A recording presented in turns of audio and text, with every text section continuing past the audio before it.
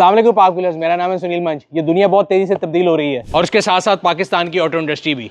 पूरी दुनिया का फ्यूचर जो है इलेक्ट्रिक गाड़ियों की तरफ शिफ्ट हो रहा है। लोग पेट्रोल गाड़ियों को छोड़ के इलेक्ट्रिक फ्यूचर पे जा रहे हैं। ये रिव्यू जो है इसी तरह की एक गाड़ी का है जो कि 100% इलेक्ट्रिक है। दुनिया भर में BYD जो है उसको टेस्ला किलर के नाम से भी जाना जाता है। कोई लोग कहते हैं कि जी चाइनीज़ है तो शायद इसकी क्वालिटी इन्फीरियर होगी। हमने इस गाड़ी को थॉरली चेक किया है, इसके एक्सटीरियर इंटीरियर क्वालिटी को।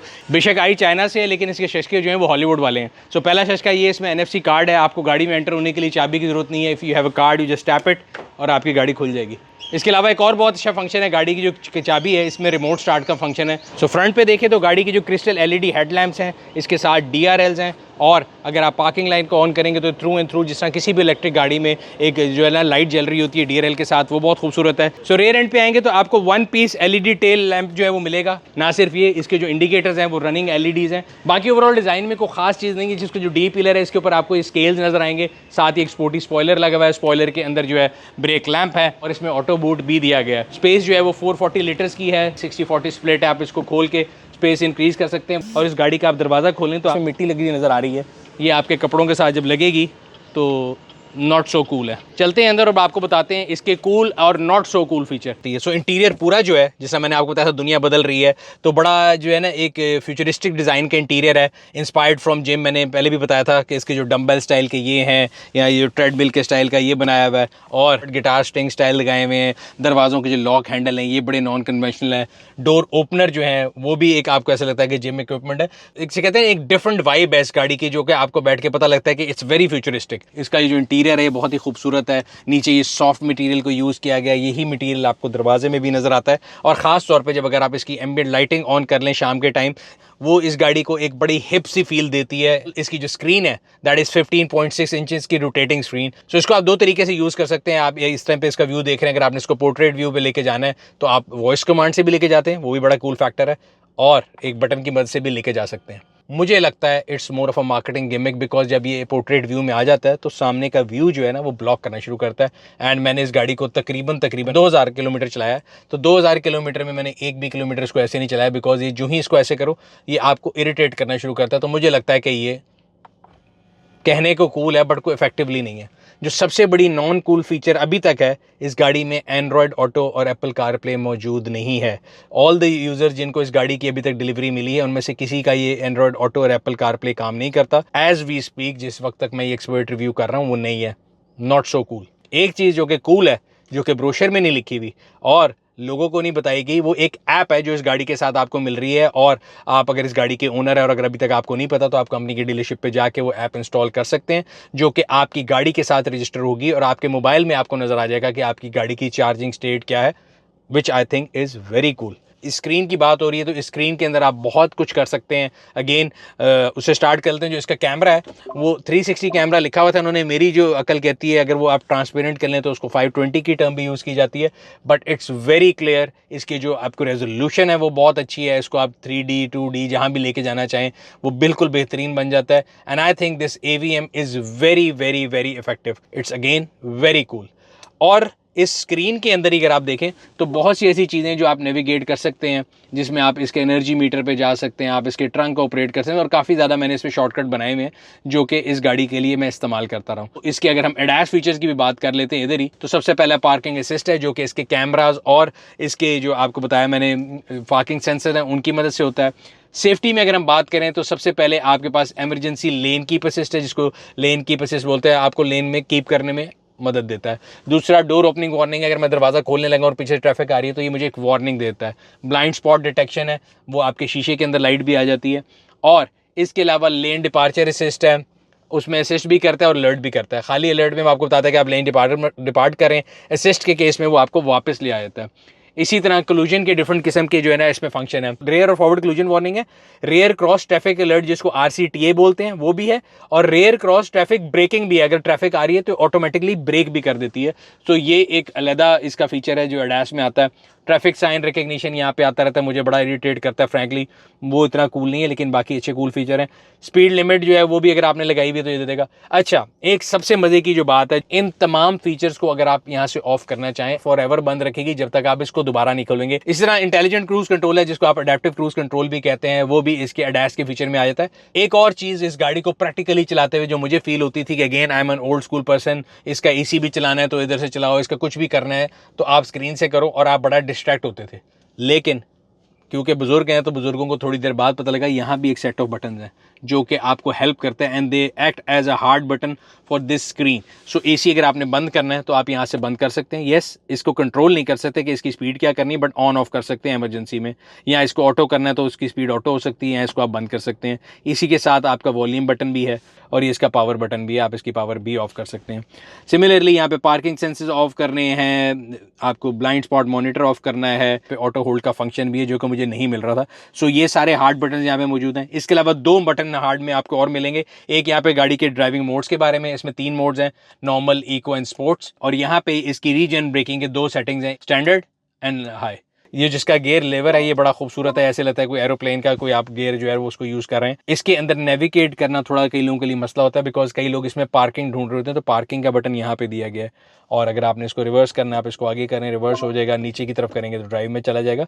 Very smart. बाकी अगर कूल फीचर्स की बात करें, इस गाड़ी के अंदर वायरलेस चार्जर मौजूद है। अच्छा, एक चीज़ जो कि मुझे थोड़ा अनॉय करती है, इसका जो स्क्रीन का साइज़ है ये बहुत छोटा है।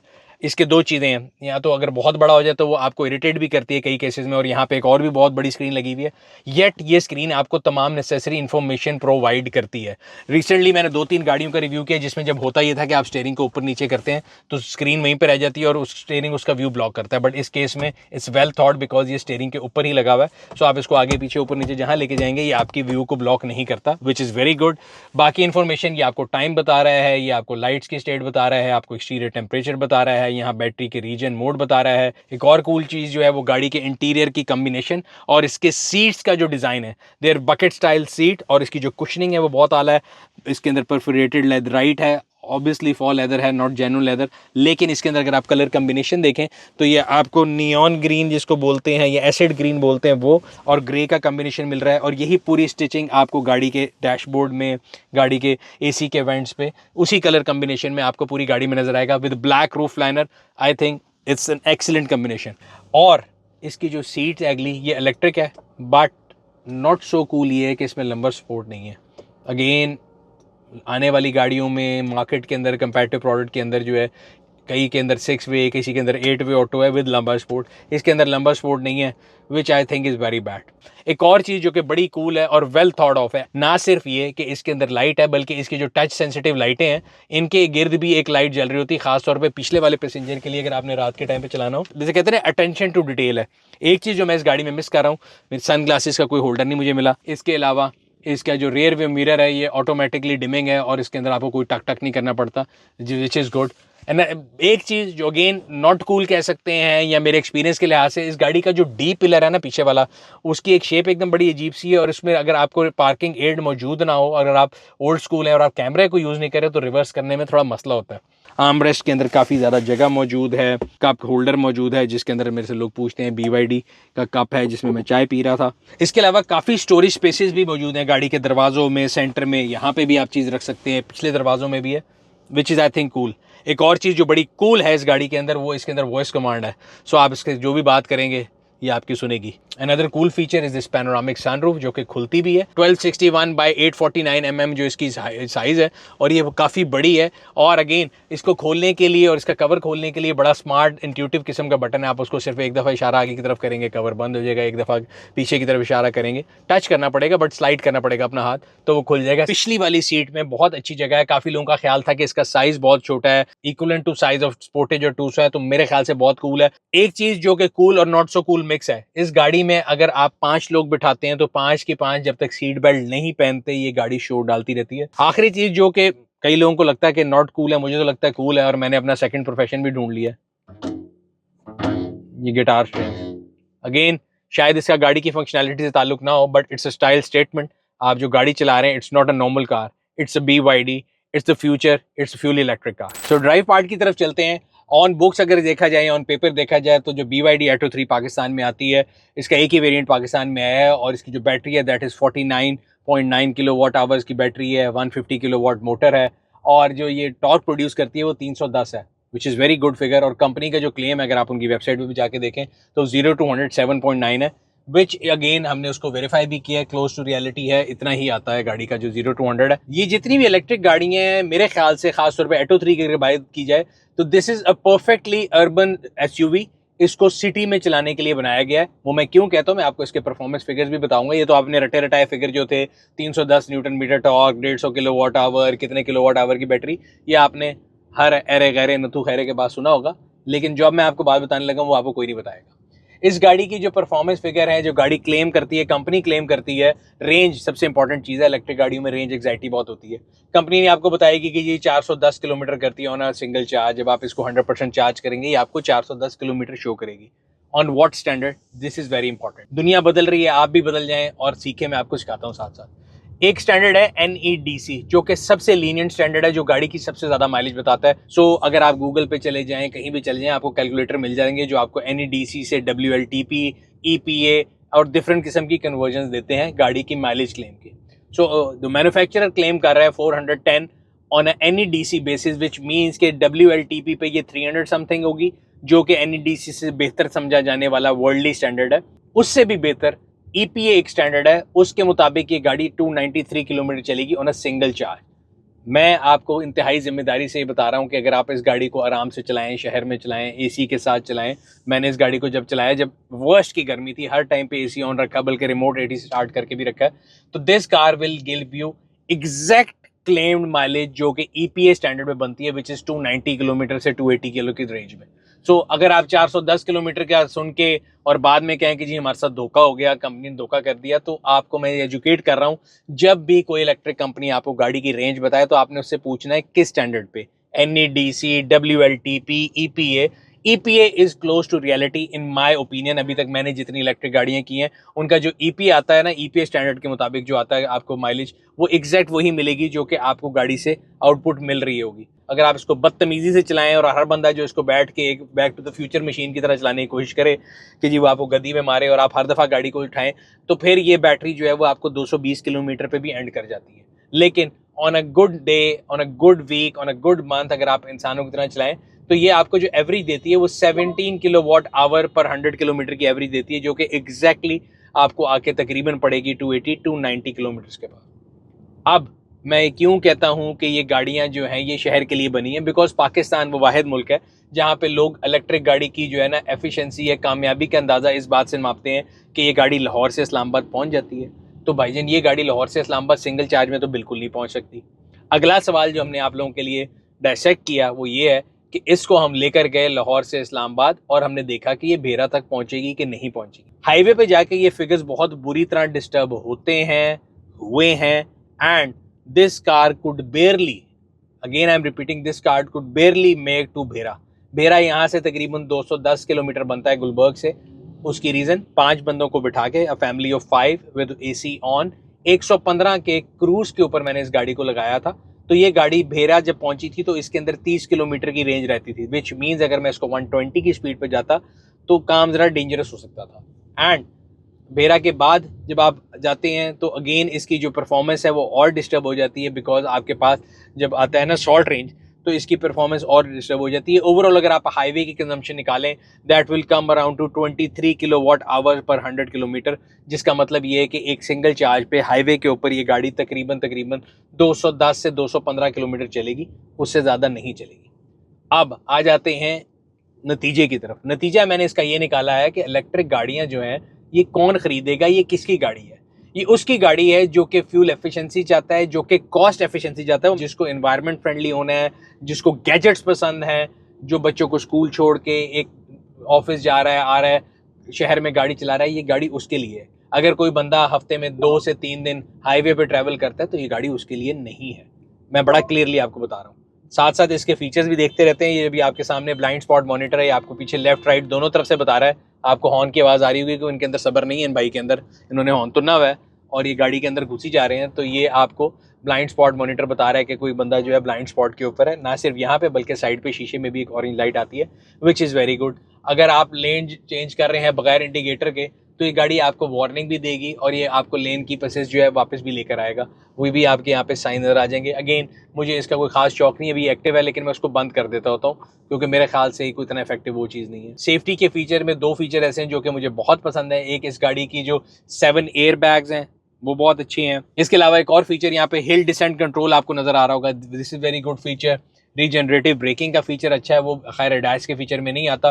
کیمراز جو ہیں اس گاڑی کے وہ میں کہتا ہوں ٹو گڈ ہیں. وہ آپ کو ایک اور اب دیکھیں یہاں پہ گاڑی موڑ ہے تو یہ آپ کو فٹ پاتھ سے آپ کا فاصلہ بھی بتا رہا ہے اور یہ سائڈ سے موٹر سائیکل گزر گیا وہ بھی بتا رہا ہے. سو cameras are just to good. اچھا جی, اب آ جاتے ہیں یونٹ اکنامکس کے اوپر کہ یہ گاڑی کیا کاسٹ کرتی ہے. ویسے گاڑی گرو کر رہی ہے, سڑک کے اوپر نظر آنا شروع ہو گئی ہیں کافی گاڑیاں. ہم نے پہلے بھی ایک گاڑی کا الیکٹرک گاڑی کا ریویو کیا تھا, اینڈ اگین میں کوئی سیاست دان نہیں ہوں, میں نے کسی سے ووٹ نہیں لینا. سو میں نے اس کے لیے سمپل رول یہ رکھا ہے کہ ہم وابڈا کا یونٹ 60 روپے کا کاؤنٹ کریں گے, اور اگر آپ نے سولر لگایا ہوا تو اس کی بجلی بھی فری نہیں ہوتی, ہم اس کو 30 روپے کا کاؤنٹ کریں گے. سرکار آپ سے پیک میں لیتی ہے, آف پیک میں لیتی ہے. سب گاڑیوں کے لیے ایک ہی اسٹینڈرڈ رکھا گیا ہے. 50 کلو واٹ آور کی اس کی بیٹری ہے. اس کا مطلب یہ ہے کہ یہ 50 یونٹ میں چارج ہوگی. 60 روپے کا یونٹ ہے, وچ مینس 3000 روپے میں اگر آپ اس کو گھر پہ چارج کریں گے تو یہ 3000 روپے میں چارج ہو جائے گی وابڈا کے اوپر. اس 3000 میں اگر یہ 293 کلومیٹر چلتی ہے تو ایوریج جو اس کی آتی ہے پر کلومیٹر وہ 10.50 پیسے یا 10.5 روپے پر کلومیٹر اس کی کاسٹ آتی ہے آن وابڈا. یہی چیز اگر آپ سولر پہ لے آئیں, اینڈ اگین میں سولر کو فری ایزیوم نہیں کرتا جس طرح آپ کو آٹو مینوفیکچر بتاتے ہیں, nothing is free in this world. 30 روپے کا اگر یونٹ ہے تو یہ گاڑی 50 کلو واٹ آور کی ہے تو یہ 1500 روپے میں چارج ہوگی. 1500 میں 293 چلنے کا مطلب یہ ہے کہ آپ کو اس کی جو پر کلومیٹر کاسٹ ہے وہ 5 روپے 50 پیسے پڑے گی. دونوں کاسٹ جو ہیں بے شک آپ اس کو وابڈا پہ چارج کریں یا سولر پہ چارج کریں آر لیس دین جو کہ گیزولین گاڑی جس کو آئس انجن بولتے ہیں 660 سی سی کی جو ایوریج ہوتی ہے نا وہ 20 کی ایوریج دیتی ہے, اس کی جو پر کلومیٹر کاسٹ ہے اس سے کم ہے. بٹ یہ ڈائنامک ایک دم اپوزٹ ہو جائیں گے جب آپ اس کو ہائی وے پہ لے کر جائیں گے. پہلی بات, ہائی وے پہ آپ کو چارجنگ کا جو ریٹ ہے پاکستان میں, کیونکہ ہم کہہ رہے ہیں ہم نے الیکٹرک کو بڑھانا ہے, لیکن جو ہمارے چارجنگ ریٹس ہیں وہ ہائی وے پہ کہیں 150 روپے ہیں, کہیں 125 روپے ہیں اور کہیں 100 روپے ہیں. سو ایگزیکٹ ڈبل کے اوپر چلا جائے گا. سو ہائی وے پہ اگر آپ لیٹ سے بھیرا پہنچے ہیں اور اس کی بیٹری ڈرین ہوگی اور آپ اس کو چارج کرتے ہیں تو یہ بیٹری آپ کو جو چارجنگ کاسٹ کیونکہ وہ 150 روپے لیتے ہیں تو 50 کو 150 سے ملٹیپلائی کریں 7500, اور اگر اس میں یہ 220 کلومیٹر چلتی ہے تو یہ پر کلومیٹر کاسٹ بن جائے گی 34 روپے. نہ صرف یہ مہنگا ہے, نہ صرف ہائی وے کے اوپر جو ہمارا بھی چارجنگ نیٹ ورک ہے وہ نہیں بنا, ویٹ ہو جائے, چارجنگ ٹائم زیادہ ہو جائے. اس کا چارجنگ ٹائم بھی بتاتا ہوں. جب میں بیرا پہ پہنچا تھا تو میں نے آپ کو بتایا کہ 30 کلومیٹر بیٹری کا جو ہے چارجنگ وہ بتا رہی تھی کہ رینج ہے, اور سم ویئر اراؤنڈ 18 to 20% بیٹری رہتی تھی. اور اگر آپ اس کو چارج کریں 100 تو میرے 0 to 100 تو نہیں کیا, 20 to 100 کیا ہے, جس کو 0 to 80 بھی لوگ کہتے ہیں. تو 20 to 100 1 گھنٹہ 5 منٹ میں ہوا تھا ڈی سی چارجر پہ. سو پوائنٹ جو میں کہنا چاہ رہا ہوں وہ یہ ہے کہ these cars are not very friendly when it comes to high way driving. اس کے جو یونٹ اکنامکس ہیں وہ سینس نہیں کریں گے. ہمارے یہاں پہ چارجنگ نیٹ ورک نہیں ہے, اور اس کی جو رینج ہے وہ بھی آپ جو ہے نا رینج ایگزائٹی سے جو ہے نا پھنسے رہیں گے کہ لاہور سے آپ بھیرا پہنچنے والے ہیں کہ نہیں پہنچنے والے, بھیرا سے اسلام آباد پہنچ رہے ہیں یا کمنگ بیک ٹورڈز لاہور. تو یس, واپسی پہ ریجن بریکنگ کی وجہ سے یہ ضرور ہوا تھا کہ اسالٹ رینج میں آپ کا جو ہے بیٹری 1% چارج ہو گئی تھی اور بجائے ڈپلیٹ ہونے کے اس نے 1% ایڈ کر دیا تھا. بٹ اوور آل ہائی وے کا ایکسپیرینس مجھے نہیں لگتا کہ اس گاڑی کے لیے کوئی خاص اچھا ہے یا یہ گاڑی اس کے لیے بنی ہے. But this car is a perfect suit for a city driving.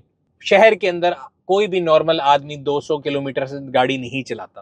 100-125 اگر آپ بہت زیادہ ڈرائیو کر رہے ہیں شہر میں بھی, اور آپ کہتے ہیں کہ جی میں نے رنگ روڈ پہ بھی تھوڑا بہت ڈرائیو کرنا ہے, تو 100-125 کلومیٹر از انف میکسیمم جو ہے آپ ڈرائیو کریں گے. اس کو روز رات کو جوس اپ کریں گھر کی چارجنگ پہ تو یہ آپ کے لیے کاسٹ سیونگ کرے گی. باقی شہر کی ڈرائیونگ کے لحاظ سے ایک اور پوائنٹ بھی ہے, اس گاڑی کو جب آپ چلائیں گے تو اس گاڑی کی جو سسپینشن ہے وہ بہت سموتھ رکھی گئی ہے, مور آن اے سموتھر سائڈ. خاص طور پہ اگر آپ اس کو ہائی وے پہ کبھی چلائیں اور کوئی بمپ آئے تو یہ بہت زیادہ سموتھ ہے, تو اس پہ ایسا لگتا ہے کہ شاید یہ گرپ لوز کر رہی ہے. دیر is always a trade of کہ اگر آپ گاڑی کو اسٹیف بنائیں گے تو وہ بہت زیادہ گرپ کرے گی, لیکن اگر بہت زیادہ اسموتھ بنا دیں گے تو اس کی گرپ تھوڑی کم آتی ہے.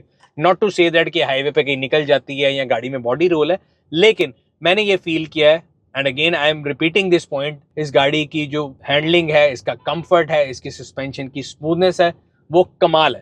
میں آپ کو بتا رہا ہوں کہ آپ بیٹھ کے you will be super impressed. اس کی جو کیبن انسولیشن ہے, ساؤنڈ پروفنگ ہے, every thing is top notch. آپ کو کہیں یہ گاڑی کہیں فیل نہیں کرائے گی کہ یہ ٹیکنالوجی میں کہیں سے پیچھے ہے. شہر کی ڈرائیونگ میں سب سے امپورٹنٹ چیز جو ہے جو BYD کا ای پلیٹ فارم ہے نا, جس میں بیسیکلی یہ جو اس کے اندر جو بیٹریز ہیں وہ بلیڈ ٹیکنالوجی ہے, اور یہ نہیں ہے کہ ایک گاڑی کے اندر بیٹری جو ہے وہ ایک جگہ بہت زیادہ ویٹ پڑا ہوا ہے, تو جب آپ بریک لگائیں تو آپ کو ایسا لگے کہ کوئی آپ ہیوی میس کو روکنے کی کوشش کریں. اس کی جو بلیڈ ٹیکنالوجی, اس کا فائدہ یہ ہوتا ہے کہ وہ ایکولی ڈسٹریبیوٹ ہوا ہوا ہے اس کا ویٹ جو اس کی بیٹریز کا ہے, اینڈ اس کی وجہ سے جب آپ گاڑی چلا رہے ہوتے ہیں تو یہ آپ کو بڑی اسٹیبل اور بڑی ایک اچھی فیل دیتی ہے. ایک اور چیز جس کا لوگوں کا بہت زیادہ سوال ہوتا ہے وہ ایئر کنڈیشنڈ ہے.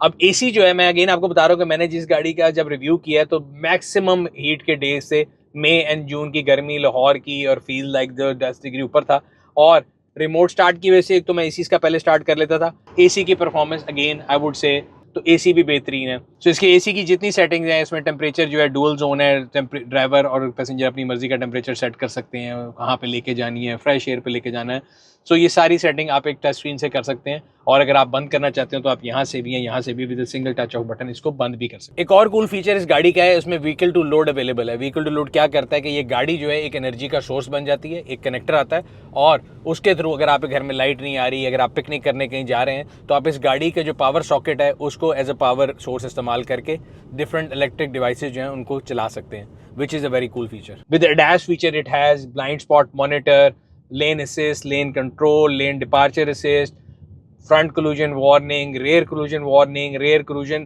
کے وارننگ کے علاوہ یہ بریکنگ بھی کرتی ہے, ایمرجنسی فرنٹ بریکنگ بھی کرتی ہے. یہ تمام feature, 7 year bag, make this car a perfect by. اور سب سے امپورٹنٹ چیز جو اس کے ایڈاس کے فیچر میں مجھے لگتا ہے, رنگ روڈ پہ اگر آپ نے جانا ہے اور آپ اس کا اڈیپٹیو کروز کنٹرول کو استعمال کریں گے, وچ از ویری ایزی ٹو, مطلب اس کو ایزی استعمال کرنا ہے. اس طرح کہ میں ابھی شہر کے اندر چلا رہا ہوں تو میں یہاں پہ کروز کنٹرول کا بٹن دباؤں گا, اس کا 30 پہ کروز لگ گیا ہے. اب یہ 30 کی سپیڈ مینٹین کرے گی, اگر آگے گاڑی آ جائے گی تو یہ بریک کرے گی, خود ہی اپنے آپ کو بریک کرے گی, اور پھر گاڑی ہٹنے کی صورت میں ایکسلریٹ کر کے 30 کی سپیڈ مینٹین کرے گی. یہاں سے میں اس کا فاصلہ جو ہے وہ بڑھا سکتا ہوں کہ اس کو بریکنگ کتنی سینسیٹیو کرنی ہے. اتنی زیادہ فاصلے پہ بریک لگا دے, آپ کو شو کر رہا ہے میٹر.